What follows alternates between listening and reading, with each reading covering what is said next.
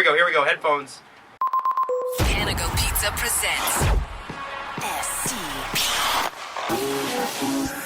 The Steve Dangle Podcast with your hosts, Steve Dangle and Adam Wilde. I'm very good. How are you? We're good. Listen, so we're started already. Wanted to let you know that before we get going, and I just want to give everybody a kind of behind the scenes thing here. So basically, we were going to get the show started and ready to go, and nobody ever calls early. Ever. It's usually 15, 20 minutes late. And Mats Sundin calls us 5 minutes early. I'm like, hey, Matt, sorry, can you call us back? Hey. So, Mats, my apologies. Welcome to the show again. Thank you so much for joining us. Yeah, thanks for having me, guys. So, this Leo Vegas tournament that you're doing with Steve, this is going to be pretty cool stuff. It seemed like you guys were having a blast out there last year. It was you, Brian Berard, Todd Warner. I know Cujo made an appearance. And this year we've got Jeff O'Neill lined up, and there's a lot of great guys coming. What is it that keeps you coming back to do this? Well, we started last year. We tried it, and it turned out for me it was a great partnership. Swedish company LeoVegas.net, together with the NHL alumni and myself, we have, and you guys seen them before, fantasy camp, where we try to get some former professional players to play with contestants, winner that can enter at LeoVegas.net. It's a free entrance, and try to get some women and men to come out and play some great hockey with us, and some hockey fans, hopefully, to talk about what the game was like before, and also talk about the game today. So that's what we're trying to do, make a fun weekend for anyone that is interested in hockey. And at the same time, proceeds, I have the Mats Sundin Fellowship Foundation with the University of Toronto and the Karolinska Institute in Stockholm, so we try to raise some money for that as well. So overall, we thought it was a great event last year, and we want to try to do more of the same this year in the middle of April.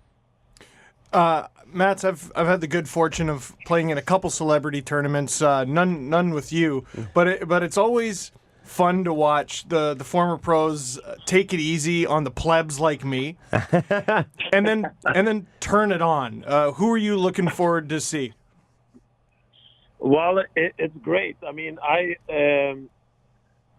played with Gary Roberts for many years with the Toronto Maple Leafs, and I think Gary's going to come out for this event in April. So hopefully, I'm going to try to see if he can be on the other team. I used to have him on my wing, but I like to see if I can get him on the ice. And he says he's in great shape, but I think I can skate better than him. So I'm looking forward to go head-to-head with Gary this weekend in April. Who are some guys who just don't know how to turn it off? Because there were two guys at the Easter Seals tournament I was playing in who they just don't know mercy. And it's Wayne Primo and Nick Antropov does not know how to turn it off. He was dangling guys' jocks off. He was sniping from the blue line. Is there anyone else who's just cutthroat like that? Yeah, but I think Gary Roberts is one of them. He's a competitor. He's a really competitor. So I'm sure if he comes out there, he's going to be really fun to watch. I know Freddie Modin is going to come out. Freddie and I played together, obviously, with the Leafs early in his career, but also we won the gold together in the Olympics 2006. So it's going to be great to see him come up. But, and anyone that's played professional hockey in the National Hockey League has some competitive edge. Is just going to try to bring it out there and try to have some fun with it. Mats, we're so excited. So Steve, who you were just talking to, is actually going to play in the games with you. Now, Steve looking forward to it, Steve. You're going to be on my wing. Are you a right wing or left or center? I'm right plug. What is life that Mats Sundin just asked you that? I'm right. Matt's yes, Dad is my answer. I'll go wherever you want me to go. All right, I'm looking forward to see your skills out there. Mats, when you deal with a guy like Steve, who did not grow up playing but is learning to play as an adult, what's your first thing that you say, you know what? If you work on this, you can do pretty well in any shinny league. What's your recommendation? What should he train for? That's why hockey, I think, is a little more complicated than other sports. because it is pretty complex. But I would say skating, it's absolutely the most important thing. If you're a good skater, you're going to be able to play and keep up with the pace out there. So I would say number one, skating. Number two, being able to stick handle and carry the puck. So I would say those two things before shooting or passing or anything. If you can do that, you're going to be able to move with the game, move with the flow of the game, and have fun. So skating, I'll be watching to see how good your skating is out there. Well, the answer is it's pretty bad. So I tell you what, Mats, I can cross over to the left a little bit. So how about I go on the right? That way, if I want to, drive the net, see, this is what I do. I come up with strategies and right. Matt, you're going to be on my right wing then. That's perfect. I think so. Yeah, because Gary was a left. Yeah. That's what we got. We got a line. Okay, that's the new great. Legion of Doom. You, Gary Roberts, and Matt Sundin. This is. I'm terrified of the first two. Yeah. I'm excited to carry the both of you. Mats, when you were on the show last year, and you probably don't remember it, but we interviewed you in the dressing room after the game, and one of the things that we talked to you about was, who's the up and coming guy that you're most impressed with, and the name that you dropped. And I mean, we knew he was going to be good. We didn't know he was going to be this good. Was Elias Pettersson, and you said at that time, you're like, get ready. That guy, he's going to blow some people away next year. And you were absolutely bang on. What was it about him that you saw and you were like, that's a special hockey player? Well, we were fortunate to watch him over here last year as an 18-year-old playing in the Swedish Hockey League. And when you're that dominant at that age, and we know Swedish Hockey League is not, it's not the National Hockey League, but you're still playing against men. You're playing against guys that are 30, 35, 25, and you're able to dominate. There's great potential to grow, and so we're not surprised what he's done. He has, he has the hockey sense like the superstars does in the league. He has a fantastic shot, and so for him to as he's going to grow older, the next 3-4 years, going to add a little more weight. I think the concern with Elias is that we want to make sure that he protects himself, don't get concussions, don't blow a knee out because maybe you're too light. But both Elias and obviously Rasmus Dahlin, if you're looking at who are the top Swedish prospects in the National Hockey League, those are two great young men that are going to be hopefully be able to make Swedish hockey proud in the National Hockey League for the next 10, 15 years. Absolutely. Well, then, so Elias Pettersson was your pick last year. Who's your pick this year? Yeah. Well, with Elias Pettersson type of players doesn't come around every year. So right. I think, and I mean, you look at the Canucks and the Sabres organizations, they're going to have, that is bringing like a true franchise player that you can build team around. And I mean, you guys know that too. They don't even come around in every draft, so very great stuff for Swedish hockey and for the National Hockey League. But Swedish hockey, even though the grassroots level of Swedish hockey hasn't grown the last 20 years, the program is actually very good. So we still bring out elite players in each draft year. But last year, I think, was exceptional good. I think we had 7 or 8 players in the first round. This year here might not be the same, but there's still great young guys coming out of the Swedish league. Moving on to Canadian players, Morgan Rielly just hit 50 assists in a season, and he became the first Leaf defenseman to do that since Thomas Kaberle, which I was shocked by. And obviously, you played for Thomas Kaberle for, I think it was most of his Leaf tenure. Yeah. How important is it to have a guy on your back end who can move the puck like that?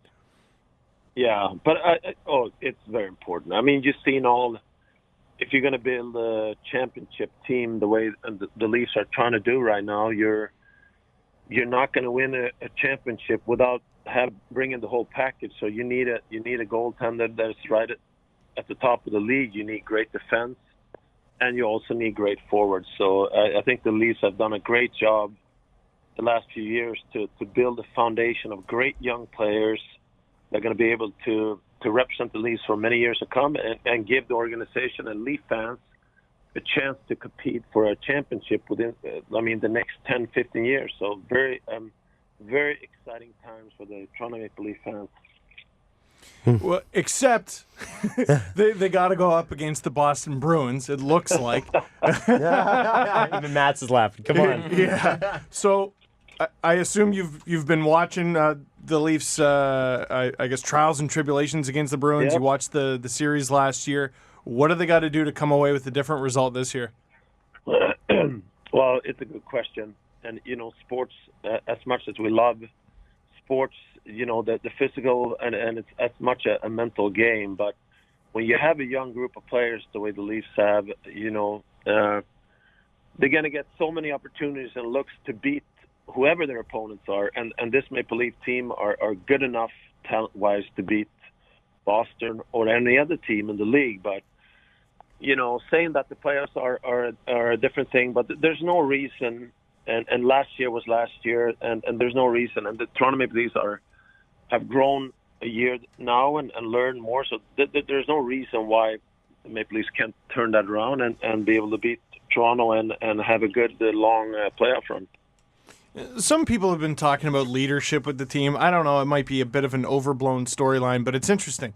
You were the captain of the Leafs for so long, and now it seems like forever since they've even had a captain. What is the dynamic of leadership inside an NHL locker room, and do you think teams need to have one guy in charge? It's a great question too, I think. And any great team, and I like to compare my experience when we won the gold in the Olympics 2006. I wore the C, but we had, I would say, at least 7-8 guys on that team that would have been a great captain in our team. The Alfredsons and Nicholas Lidstrom and Peter Forsberg, and we had so many, Henrik and Daniel Sedin. We had so many great, Nicholas Cromwell. We had so many great players and also leaders. And to be honest with you, it doesn't matter who wears the letters on the sweater. I think the Toronto Maple Leafs is such a great position now, just the way the team has been performing the last couple of years. But they have a young group of guys. There's a bunch of leaders in that room. So, as a Leaf fan or Leaf following this, I wouldn't be concerned about who wears the letter or not. I think there's enough great leaders in that room to be successful. When you were in Toronto and there was so many years there where you got so close, I don't think people realize just how close it came. Thanks, Adam. Yeah, and it was so exciting. And I mean, obviously, all of us were in our formative years, so you were a hero. What do you think it would be like if and when? I'm not going to say if. I'm going to say when. What do you think it happened? What do you think it would be like when it happens here? And when it does happen here, Matt, would you fly over and come join the party? Of course. Good. I have to come and watch it. No, I agree with you. First of all, I think the Maple Leaf organization has done such a great job building this group of guys. There's more of a matter of when instead of if. I think I totally agree with you.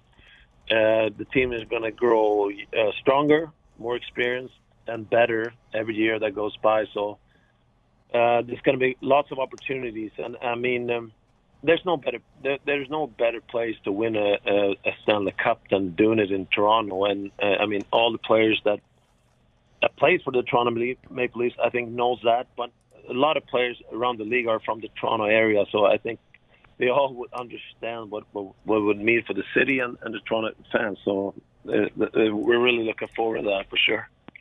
Amazing. Well, Mats, we genuinely appreciate your time today. Thank you for calling us back. And we're really looking forward to seeing you and watching you and Steve just destroy other teams when you're on the same line together, the vaunted Dangle Sundin line. I'm looking forward to getting all the secondary assists. Thanks for having me, guys. Thanks, Mats. Take care. Mats Sundin. Notable nice guy. Mats Sundin, yes. And Unbelievable. quick thinking there.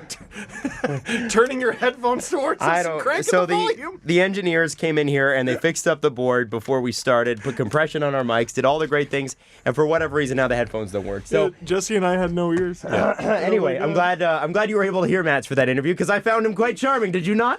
I did. I'll be sure to listen back so I can hear it. Okay. Well, that's good. That's good. It'll up our view count. By the way, Leo Vegas, if you still want to enter for that tournament, you can. It's leovegas.net/promotions. Yep. Or just leovegas.net. Click on Mats Sundin's handsome face, and we'll go from there. I liked where the interview went this year, although I did enjoy last year. If you go back and watch, we did have we did go as far as asking Mats Sundin about Boris Salming's underwear, and him modeling that. So I'm not sure if we got as personal this year, but you know what I mean. Last year it was in person. Yeah, a little bit easier. Yeah, it's a little easier. We were in a dressing room too, where it's like you're a little more broy and it's where you comfortable. get naked. Yeah, where you get naked. Yeah. But yeah, that's gonna be a blast. I can't wait to watch you on that line. That's my birthday weekend. That's Jesse's birthday weekend, and that will be our birthday present is to watch you playing with Mats Sundin. I am terrified. It's gonna be great. You'd reach a point in your life where Mats Sundin's asking you what wing you play on. No.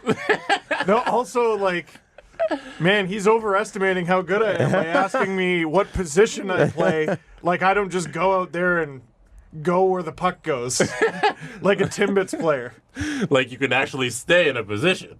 Like, okay, so I got to go to the Marlies game the other day, and Jeremy Rupke from How To Hockey was in there, as was his 4-year-old son Mason, the most famous person in the room. 8 million views that video has, miking him up. And I'm looking at him going, this kid is better at hockey than I am. Wow. He is. He's an amazing hockey player. He was on Ellen, right? I don't know if he was on Ellen. I know... Well, they showed the video at least. Oh, did they? Yeah. I know Ellen Steve Harvey requested it. Yes, and Fallon, I'm pretty sure. He was on a bunch of the late night shows. Yeah, Wow. they're running that video all week when it went viral. Yeah. We talked. He's had a good month. I bet. He had that video. He had the follow-up video. He's done a second one, but he also did... Him and a buddy got like over 100 Tim Hortons cups and tried to see if the percentages for roll up the rim were accurate. Oh, that's a great idea. Yeah, it's a great idea for a video, Wow. and he's done really well. I haven't had a chance to get a coffee. So neither. is it okay if I just if we pause, grab a coffee, I and would then love to do that. Okay, we'll pause. We'll leave it running. I'll just leave it running.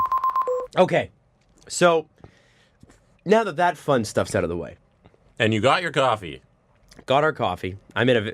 Hey, look, I'm like Steve, drinking out of a Vancouver 2010 mug, but it's en français. It's an RDS Vancouver 2010. Mine says, "Dear Santa, I've been good." It was the only mug left. I wish yours said, "Dear Santa, I've been naughty." No, but I've been good. I'm a good boy. I'm a Hufflepuff. Can we talk about the fact that yesterday, my boss messages me with a grainy photo, and it's of Steve and Jesse and I's face. And so I'm kind of like, what is this? What is this? And I'm like, where were you? And she's like, oh, it's at Union Station. I saw your face up on one of the columns. And I was like, oh, yeah, the Spotify thing. So this is a big one for me. I'm not sure if you guys have ever been through this. I think, Steve, you probably have. I've never been advertised before. I've never been on a show that's been like put out on a billboard. No? And so Jesse on his Instagram, never once. Like, I've been on shows that have been advertised, but I was on a show once, and Jesse laughs every time I bring this up. I was on that show every day, every single day, and then fall campaign came around, and they were like, yeah, miss him with that. Like, you're not involved. Oh, You did once have your own flavor at Menchie's. At Menchie's, yeah. Where you could get Blake and Wildberry. And Your your photo- picture was above your flavor. And it's still there. It's still and there. it's still there. Yeah, okay, so there's that. And I went to a Menchie's and I took a picture with that as well. Because I'm a supporter of my friends. You're great. Like as soon as you found out about it, you're like, I'm leaving the house. Yeah, I'm going. Yeah. And I was like, yeah, it was pretty cool. So Spotify reached out and they're like, hey, we'd like to include your podcast in this campaign that we're doing because Spotify does podcasts. So we were happy to be a part of it. It was very, very cool. So we wanted to shout out Spotify Canada. Thanks for involving us. We really apprate it. Yeah. It's Unbelievable a moment. breaker for us. You've been advertised. Well, you're like on TV commercials. There's an ice surfing commercial. I've never seen it. But you're on like the commercial with Savvy. Oh yeah. Yeah, Yeah, that's different. yeah. That little That's thing. a commercial. They're advertising something we do. Right? Okay. Like I'm not endorsing a brand. This is... Volkswagen was sort of endorsing your skills. Well, I don't know about that. I genuinely did get better at hockey that day, though. I'm sure. I was on the ice for so long. Yeah. You should. Like, between takes, I taught myself how to skate backwards. Well, you have a professional hockey player teaching you how to skate. So I hope you learned some things. We didn't do, like, any passing drills, really. So when we were both on the ice and we were setting up the shot, Mark Savard and I are just playing the hockey version of catch. And just passing it back and forth. Playing catch with Dad. I was playing catch with Dad. And I just go, hey, Dad, I've never pulled off a saucer pass before. How do you do that? And he just tells me how. And, dude, first try. Like, oh, wow. Unbelievable. Yeah, first try right on the tape. No kidding. Like, he's it's almost like he played in the NHL. Crazy. What a thought. So good. That's really cool. Yeah, Spotify thing was cool. So I missed last night's game, and of course I missed the game where they scored. Here's the thing. I have been seeing only first periods most of this season since I started this job at Virgin Radio. Yeah. And so all the first periods have been horrendous. So I've been in this deep depression, and I'm at Beers, and we're about to leave for the show, and the game must be 5 minutes old, and Greg Brady from The Fan, who I was going with, looks at me and goes, Leafs already have 3 goals. And I was like, you're kidding me. And I guess it took, 4 minutes and 38 seconds for them to chase the Florida goalie. Yeah, Sam, I think Montembeault, yeah. He's 22 years old. I'm not sure why he's with the Panthers right now. Reimer must be injured. Yeah. Or off for some other reason, or maybe they're carrying 3 guys. So the plan was to have Montembeault play against the Leafs, and then Luongo would play against the Habs tonight. So I don't know what the plan is now. Mm-hmm. I guess they're just going to give Luongo both. But I don't know. I disagreed with the pulling, to be honest. It was 2 goals on 4 shots. Neither shot was particularly wonderful, but they were both really bad defensive breakdowns. Okay. The second one, it was a Muzzin bomb, completely unguarded. No one had him at all, and it was a pretty good pass. And then the other was a 3-on-2, and like Ray Ferraro it was a TSN game last night, was just on Florida all game long for their bad defense. And it was just a clean, very sick, but just clean, unobstructed pass from Kadri over to Marleau. Beat Montembeault, and it is the fastest a goalie has ever been pulled against the Toronto Maple Leafs ever. Less than 5 minutes. 4 minutes and 21 seconds to be exact. Poor guy. I always say unless it's a crucial tight playoff game, leave him. Leave him. Give him the third. You got to give him the third. No, like not even third the of the first game. You mean? Yeah. Sorry. You got to give him that third goal. 2 goals. Yeah. Come on, better goalies than him have allowed 2 goals in the first 5 minutes. So Luongo wasn't supposed to play last night, and he was supposed to play in Montreal, and it looks like he's playing in both. The guy's 40 years old, and at the beginning of 31 Thoughts, Elliot Friedman's got a really interesting interview with him, and I encourage you to check it out. But one of the things he mentions is that if Roberto Luongo retires this year, the Florida Panthers are on the hook for $1.5 million. The Vancouver Canucks are on the hook for $3.5 million, and that's for each of the next 3 seasons because of the backdiving contracts that they used to be able to sign. I think it's actually a little bit different because on the TSN broadcast, they had in 3 years, the cap hit would actually be 8.5. Whoa. For Vancouver. Why? So it's one of those weird... I feel like this only gets brought up with 2 guys, and that's Luongo and Weber. Because, Nashville's just sort of living in this... blissful ignorance. Hey, look, we're a Stanley Cup contender right now. We got PK Subban. It's wonderful. But if at any point Weber pulls the chute, I'm pretty sure Nashville is on the hook for crazy money. Let me read it to you. Sure. Although his cap is $5.3 million annually, his actual salary is about $3.6 million over the remaining term. So each of the next 3 years, he makes about $1.2 million. Okay? That's it? Each season. If he retires, the Canucks face a penalty of $2.8 million. Florida's punishment is $1.2 million. So they're basically Florida is losing what they're paying him. Lower because it didn't benefit as much from the contract structure. This can be avoided if he's stashed on the long-term injury reserve, and his body would certainly qualify for it. The only risk is that if Luongo ever cleared, and he would have to take at least 1 physical per year, the cap penalty actually gets worse for the Canucks and better for the Panthers. The most ridiculous scenario is Vancouver being smashed with an $8.5 million hammer in 2021-2022, which would be the first season of Elias Pettersson's next contract. It's an incredibly unlikely situation, but could you imagine? Now, How is it incredibly unlikely? It's incredibly unlikely because most athletes live with injuries that if you really wanted to, you can chalk it up to, yeah, they're done. Everybody could be on IR. So basically, it would require Luongo's cooperation, but he absolutely would. And he would do that. And he says that in the thing. He's like, I'm 40. We got 6 games left. It's been a tough season. I'm going to sit down with the family and with the team after the year's over, and we'll decide what to do. Why are teams being punished for players retiring? Why can't a player retire and his contract be wiped off the books? The reason was the backdiving contract. When they used to sign these contracts, it would be $15 million for the first 3 years, but the cap hit would be $8 million. It was absurd. And then for the last 5 years, they'd make nothing. And the idea was that you could get away with it. And I believe they changed that rule because they wanted you to not do that. Now, it was a big part of the lockout. You can't do that anymore. No. So I don't understand that either. And I don't understand why. And this is, if I'm a player as a part of the NHLPA, I want to fight against the guaranteed 35-plus rule because it drives the price of older players down. If you're a 35-plus player and you get signed, that money is guaranteed to you. Buyout, retirement, no matter what. Now, you're obviously going to get paid, but the problem is most teams look at that and they go, why would I want a player who's old, like that kind of old? In this NHL, that's very old. The 35 is the new 40.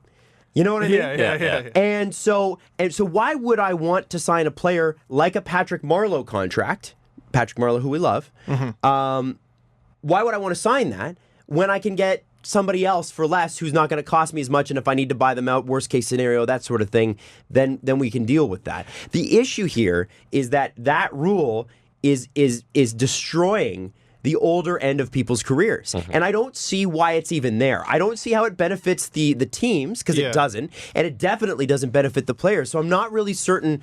I guess it's the idea is to avoid getting bought out. But if you're really truly concerned about that at the end of your career, that might just be something you have to live with. Otherwise, you're just not going to make any money at all. So I think, I always try to look at it from the NHL's perspective. They're trying to eliminate Lou Lamoriello cheating, basically. Well, and that they're trying to save GMs from themselves. I think it's less about Lou Lamoriello scamming the system and more about saving dumb GMs from doing dumb GMs. No, but if they're trying to save GMs, then they would just let players retire and let the contracts go away. Exactly. So it's like, you did something bad, but he's gone now. So but it's all good. even better than that is convincing them not to sign it in the first place. Which, I don't know, we'll see how well that goes. But I think by putting the 8-year cap on contracts, and really, we always talk about it like it's an 8-year cap. Really, it's 7. Like the fact that John Tavares only got 7, like that was the max they could give him. I think they took care of it with that. The problem was the contracts they got rid of. The 10, 11, 12, 13, I think was the longest year contracts. Kovalchuk, right? That was Kovalchuk's? My God. Rick DiPietro's. Oh, that was 15. Yeah, there you go. That was unbelievable. So the problem was those contracts, and they all went till the player was 40. Weber, I think, went into his 40s. Zetterberg, Datsuk, Duncan Keith. There's so many of them, and a bunch of them are still lingering around. A bunch of them are on Arizona. Yeah. But by putting the 7-8 year cap on it, I think they sort of fixed it. Yeah, and I think there's some old rules from another era that, another lockout a couple of lockouts ago that another lockout that just don't apply anymore. Yeah. Like, I don't think the 35-plus rule, I mean, I guess it's in place so that teams try not to, or they don't want to force players to retire, or I'm not really sure what the point is. But there's loopholes in the system anyway. The team could say to a player, please retire because we really need the cap relief. Instead, now they have to put them on long-term injury reserve. And that's why I keep going back to, you'll read this Roberto Luongo thing, and we have Elliot Friedman openly talking about LTIR. Do you not think that's exactly what's going to happen with Patrick Marleau? Come on, guys. Next year? Yeah. I don't. Yeah, I know. I think you're nuts. Dude, I think you're nuts. Do the Leafs win a cup this year? If they win a cup, then he's done. I think if they don't win, I think he comes back and he tries again. I think he wants his name on the Stanley Cup. I mean, I don't blame him. Yeah. I like Patty Marleau. I just don't like $6 million Patty Marleau on the third line. If Patrick Marleau, if they can keep this team relatively together, and Patrick Marleau's playing fourth line minutes next year, fine, great. He's got the wheels still. It's just not there for him. I have zero problem with the player. None. I know he's declining. I don't have a problem with the player. But I It's look the at something contract. like this and I go, nah. He's gonna make. So he gets his bonus on July 1st, and then he's owed $1.5 million. Luongo is broken and busted. He hasn't had a fully healthy season. I don't know about ever. Yeah, Marleau's still totally healthy. Marleau is Well, totally healthy. dude. Marleau is riding the 6th longest Ironman streak ever. Ever. He's played more consecutive games than most players ever play. Mm-hmm. You can't put him on LTIR and be like he's done. Now, listen. No, you can. I saw what you said there, the healthy. And yeah, you can for sure. If Lupul didn't raise red flags, this will. I would be I don't think a shocked if it would be 39-year-old allowed. player going No. into LTIR raises a lot of red I flags. think Steve. I'd be shocked. I think we're past the point of pretending like guys just can't go on LTIR. Oh, if we're dropping all pretense then. Yeah. Like if we're dropping the act, then yeah, maybe. Maybe, for sure. I think that I actually have been harboring under the illusion that I think Patrick Marleau is hurt. Interesting. And I think he's not had a bad year given his age. I mean, 16 goals is not bad. It's not It's the just a 20. contract. It's not the 27 that he had last year, but he had a lot of empty netters last year, I believe, too. That was the thing that inflated it a little bit. He's no Zach Hyman. Yeah, no, but 20 goals, Zach Hyman, to you, sir. Buddy, it's awesome. But I think that if you look at where he's at, you know, it's plausible that there's an injury in there somewhere that has been nagging for years. And how could there not be? There's 3 big plays here. I think Zaitsev's gone in the offseason. I know we're talking about the offseason as we ramp up to the playoffs. I think Zaitsev's gone. Pretty sure Brown's gone, but I almost call him Babcock has planted his flag there. He doesn't want to see him go. Marleau is a huge monkey wrench in all of this because if they're able to totally offload that contract, They're laughing. you don't have to worry about anything. Oh, they go right back to... They're probably a better contender next year than they are this. Well, and apparently the 2020 and 2021 season, they are like set. Mm-hmm. They're made in the shade. They have so many great contracts. A lot can happen, but... Yeah, it's a long time but from now. Yeah. relatively speaking, they may be able to go out and spend, which is kind of cool. Let's focus on this year. I know. And I'm also just, next. All I'm saying is we knew it was going to be tight for a year, but it could be a lot less tight if Zaitsev, Brown, and unfortunately Patrick Marleau's contract are gone. Chris Johnson came on here 2 years ago now and predicted that Marleau wouldn't play the last year of his contract in a Leafs uniform. So See, I'm not crazy. We'll see if he's right. I'm not interested crazy. to see. I don't think he is, but we'll see. All right. So from the game last night, your takeaways, because it was a 7-5 game. So, as much as they came out dominant, I believe by the end of the first period it was 3-2. 4-2. Yeah. 4-2. So you've got, Florida wasn't not there. Their offense is fine. I don't think that's ever been the problem with this team. There was a bit of an issue with, the Leafs have put a stranglehold on this game. Panthers scored. But then the Leafs put a stranglehold on it, and the Panthers scored again. And then they made it 7-3. And I thought that was it, and they killed the zombie. And then the Panthers scored 2 straight, and I'm like, come on! Like, there was no moment of rest. Dude, Frederik Andersen is hurt. Full stop. All the punctuation, everything. He's hurt. I don't think it's significant. It's enough that I'm worried. He winced on... There was a save in the first period. He got ran a bunch of times last night. I think a lot of it was just, accidental. One was Justin Hall being a complete bonehead and shoving a player directly into him. I don't think it's significant. He looks exhausted. He looks ragged. And there is, 6 games left? There is absolutely no reason Garrett Sparks shouldn't start on Wednesday against Philadelphia. I don't understand why. No reason. Why None. would you have Freddie Andersen play at all? None. What does it matter? Yeah. They got 4 games left. Or sorry. 5? They got 6 games 6 left. games. But here's the way I see it shaking out. Start Sparks against Philly if you have a brain cell in your head. Saturday, a nice couple days off. They get to play the Sens in Ottawa. You maybe give Freddie that one. Then they got back-to-backs. They got the Islanders on the front half of a back-to-back this time, and then the next day they travel back home and they play the Hurricanes. I think you let them split it. Poor Garrett Sparks. He's seen enough of the Islanders this season for several lifetimes. So have Freddie play that one. Sparks starts the Carolina game, and then your final 2 games are Tampa. How's that for a playoff warm-up? And potentially Montreal fighting for their lives in the final game of the season. Sparks should start at least 2 of the next 6. Freddie is tired. He's tired. Man, if it were me, it would be 5 of the next 6. Because what's the point? Yeah. Honestly, beat the Flyers. Maybe their approach is, all right, let's lock this spot up, because apparently all 3 of Carolina, Montreal, and Columbus have decided they're making the playoffs. Lock the spot up for sure, and then you worry about fine-tuning. Maybe that's their thought process. Well, the spot is locked, though. Like, we're really, what? They got one more game to win. I think they need one more win. Okay. Yeah, but they're going to win. Like, it's not a question. Dude, never say never, man. God. Never say never. The fear and anxiety in which you live is unbelievable. So How do you I function, hate man? everything about that. Dude, I was talking. I got anxiety listening to that. I was talking to Greg Wyshynski and Emily Kaplan on the way in here, and it's so much harder being a Leafs fan now that they're expected to do anything. It's so much harder. What was Greg saying? Yeah, I believe it. No.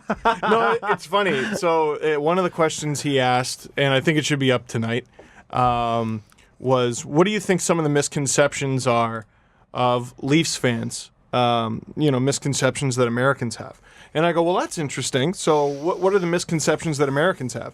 I know Albertans think we all drink blood, and Habs fans think we all drink toilet water. But what do American fans think? And they think it's at the slightest sign of hope, we start planning the parade. Is that what Americans think? That's what he said. And Really? dude, that is so... Anyone who's ever listened to the show knows that's not the case. We are the most self-doubting, self-deprecating, least confident fan base in the world. Yeah. How could you lose this many times, this many ways, and possibly be arrogant about your team's chances? Dude, lock it up and then shut him down. Shut him down. Honestly, you could even bring it down to forget the Final Four, which are all against very good opponents. Lock it up. Start Sparks. And if you really want a playoff tune-up, see how Freddie looks against Tampa. If you like what you see... No. Oh, yeah. Start him against Tampa. I get that. Yeah, I get that. If you like what you see, great. Sparks starts against Montreal. If you don't, give him another fine-tune against Montreal. Opposite. Maybe even rest him there. You start Freddie Saturday versus Ottawa. Let him practice against a minor league team, and then you give the rest of the season off. Well, a minor league team that's beaten the Leafs twice this year. Yeah, No, and but, ran we're their not show gonna in the talk last about that. No. Well, I think it's about time to talk about that. People gave We're me not going to shit. talk about things that literally just happened. Like, come on. People gave me shit at the beginning of the season about being on the Leafs so early about the first Ottawa loss, the first Saturday night where they lost to Ottawa. And I said, these are the kinds of games that when it comes down to the end of the season, if you've won these games, you're ahead. It's the difference of home ice advantage, and it's not. And guess what? 4 points they've blown against the Ottawa Senators. No excuse. Absolutely zero excuse. The Ottawa Senators should not even be in the same rink. And the Sens fans know that. And every time you lose to them, you give them a Stanley Cup. You give them their seasonal Stanley Ottawa Cup. becomes the first team to ever win 2 cups in 1 year. Yeah, exactly. Well, tied with the Islanders, who also have 2 cups this year. Exactly. So Whoever wins the Stanley Cup is going to finish third. Is there another game? There's another game versus the Islanders, right? Yeah, April 1st. April 1st? In Long wherever Island. they play. Yeah. Is it in Long Island? In Brooklyn Coliseum, The Nassau. state of New York. Yeah, somewhere in the state of New York. Yes. Yeah. No, man. I think you're right. I think and it was so funny to read the article about yesterday, and I forget who it was. It was whether it was the Athletic or Sportsnet that put out an article. Somebody asked Ron Hainsey about load management. Oh, and how he doesn't care. He doubts that it works, and I was like, okay, dude, we have metrics that show you when you played well and then when you stopped playing well. And we know when you play well, and we know when you stop playing well, and that's usually about halfway through the season. Yeah, I'm going to pack my umbrella. Well, I don't know, Ron. The forecast that, we've measured with science said it's going to be perfectly sunny. Yeah, but my joints hurt. So I know it's going to rain tomorrow. Exactly. Ron! I get it. You're a scraggly old dog from some sort of cartoon. You're the dog in a movie about cartoon dogs who is the skeptical one, but you got a heart of gold. You just got to chip away a little. I get it. All that nonsense with Jace Howerlook yesterday, I get it. That was awesome. I loved it. Oh, Adam, you missed all that. Yeah, I did. Some guy elbowed John Tavares in the head. Yeah, and Jace Howerlook is some guy, right? He's just some guy. Kadri had a great chirp because after that whole thing, Howerlook comes out of the box. A, he scores. B, Hainsey's still in the box. He skates by the box and just stares him down. And Kadri, just right into Ray Ferraro's mic, is like, "What a player! What a player! That's a career high." It was like his 7th goal of the season, 2nd of the night. Scored 2 goals in one night. It was great. But no, Hainsey, he's growing on me. Heart of Lad put out a tweet. I think it was. I don't want to misrepresent him, but he was throwing out what the Leafs D pairing should be once Calle Rosen is called up, and he had Zaitsev in and Hainsey out, and I think it was basically to say, load management, right? Rest Ron Hainsey. Fine. In my ideal lineup, if Jake Gardiner is not back in time, Rosen's in it for sure. Zaitsev ain't. No. If I have to take out one of Hainsey or Zaitsev, I know which one I'm taking out. Zaitsev's gone. Yeah. Hainsey I've liked a great deal this season. But, Ron, you don't want one night off? Come on, man. Yeah, man. That's the thing. It's like, there's a world-class sports science division just down the hallway with the Raptors. I know. You want to tell me there's nothing to be learned from that? And you probably can't teach an old dog new tricks, but I don't understand this whole must-play 82 games for this to matter. Yeah. If Austin Matthews plays 70 games, but he's healthy for all 70 of them, that's enough. Yeah. I'd be more concerned with resting Ron Hainsey if he didn't look the way he's looked. He looks old, not tired. Does that make sense? Freddie looks tired. Mm-hmm. Marleau sort of looks both. Yeah. So there might be something there with Marleau being a bit banged up. Hainsey's playing every bit as good as I've seen him as a Leaf, to be honest. So I'm not too worried about him. Okay. God, he's growing on me. That's funny to hear you say that. I know. Zach Hyman gets his 20th goal. Mitch Marner gets his 90th point. Wow. Oh, that was Morgan missed. Rielly gets his 50th assist. That was missed. Yeah. Tavares gets his 4 goals. Rielly hits his milestone. Hyman hits his milestone. I didn't even hear about Marner. Yeah, 90 points. That's funny. Wow. That's a lot of points. Does he hit 100? No, I thought he was going to hit 120, guys. He could hit 100, sure. It's fact, close. You gotta think that the guys on the team are going to try to get him there. What is more likely? Tavares hits 50 goals or Marner hits 100 points? Tavares hits 50 goals. No. What? No. No, I think it's Marner. Really? It's just easier to get. Marner could easily go pointless for the next 2 and then rattle off a 3 or 4 point game. Which he does. Yeah, Which he does do that. But then he's got to do a couple more. Man, I'd love to see Tavares hit 50 goals. Oh, it'd be amazing. How long has it been? Last 50-goal score for the Leafs? Anderchuk in 93-94. And half of that was with the Sabres, wasn't it? 53. No, I think that was the 92-93 season. Okay. I'm not totally sure. But the last guy to score 50 just with the Leafs was I was a child. Yeah. Like an actual kindergartner child. It is quite amazing. Andrew Berkshire did it all with the Leafs. He did, okay. 93-94, 53 goals. When everyone scored 50 goals. Andrew Berkshire and I had a conversation once. He said it is astounding when the Leafs 100-year thing came out. He said it's astounding that a franchise this old has such an abundant lack of star quality. I know, it's unreal. He's like guys like that JVR can be on that. And he's like, no offense to JVR, he's a great player, but he shouldn't be in the top 100. He shouldn't even be close. Yeah, but the Leafs are. Yeah, they just didn't have the talent. Compare the Leafs top 20 to Montreal's top 20. How many Leafs even make it in? 2? Maybe 2. 3? Can you look up, Jesse, the goal scoring race in 93-94? Sure. Because I just want to drive the point home that everyone scored back then. Isn't that the Solani 73 goal year or 76 goal year? I think that was the year before as well. Brett Hull had 80 something goals around that time. He had a few 80 plus goal seasons. Brett Hull is one of the more underrated goal scorers of all time. How is that even possible? Well, because he did it, with Gretzky. There's so many players from the 80s. Oh, Wayne Gretzky had the most points out of any NHL player during the 1980s decade. Who was number 2? Mark Messier. No. And this is from Statman Stan Narodka from Ice Surfing and All Things Sportsnet. You'll no idea. never guess it. Marcel Dion. No. Mike Bossy. No. Man, not Mario. No. Because he didn't play till 1985. Yeah, and Brett Hall didn't really start scoring goals till 91. He had a few in the 80s. Not really. He had like a 20-goal season with the Flames. Peter Stastny. Really? Yeah. Wow, with Quebec. Yeah, and so you think of all the guys who just had amazing careers buried by how unbelievable Gretzky was. Damn. Dude, Dennis Marouk. Yeah. One of 20 players to But ever he did score it in the 60 70s. goals. He did it in the 70s. No, he did it in the 80s. He scored 60 the year Gretzky scored 92. Oh. So he scored 60 goals. He finished 3rd in goal scoring that year. It's unbelievable, man. The 93-94 scoring race, 9 guys scored over 50 goals. Wow. Pavel Bure had a 60-goal season. Brett Hall, 57.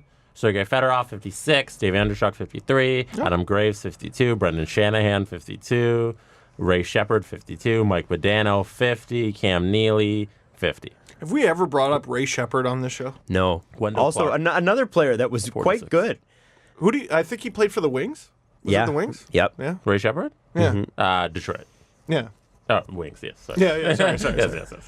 Wendell Clark came in 10th there with 46 goals. So That's close. not bad. It's not bad at all. And Gretzky led the league in points, 130. Now That's one of his lower high point seasons. yeah. Now that Tavares is within 3 goals of Ovechkin, we know Ovechkin is going to score no fewer than 10 goals over the rest of the season. Ovechkin, now that he's got someone on his heels, might hit 60. Yeah. Seriously. Yeah. That's just sort of what he does. It'd be great to see Tavares win the Rocket. It would. He's got a shot. I don't know if it's going to happen. You know what? Fun fact about that season, it was also an 84-game season. Oh, yeah. Because it used to be 84. I forgot Yeah, there about was 2 seasons where it was 84, right? And then they dialed it back. It was a few, yeah. And was weird. they just decided, no, almost perfect. 82. That's better. Perfect. Almost perfect as well. The fact that next episode I will have details on Crown Royal. Whoa! April 6th at Real Sports. See- Leafs take on the Habs. You've been saying next episode for a while. I actually know, but I just need a quick sign off. So I Oh. can't actually give you the details. But you have them. Yes, but we need to sign something off quickly, and then we're ready to go, my friends. I got the details in front of me. I'm looking at them, but I cannot repeat them. Is April 6th still on there? April 6th is still on there, man. Real Sports is still on there? Real Sports is still on there. Wonderful. Okay. Great. Do you have to purchase tickets? I cannot say. I told you that there's no details. Can I come? Yes, you can come. That is a yeah. Can I come? I don't know. You're part of the attraction. Who was the guy who lost? Howard Dean. Howard Dean. I'm going to record a podcast on Tuesday, and then Thursday, and then I'm going to go to Real Sports and go to the Crown Royal event. And then no one voted for him. Drew Doughty.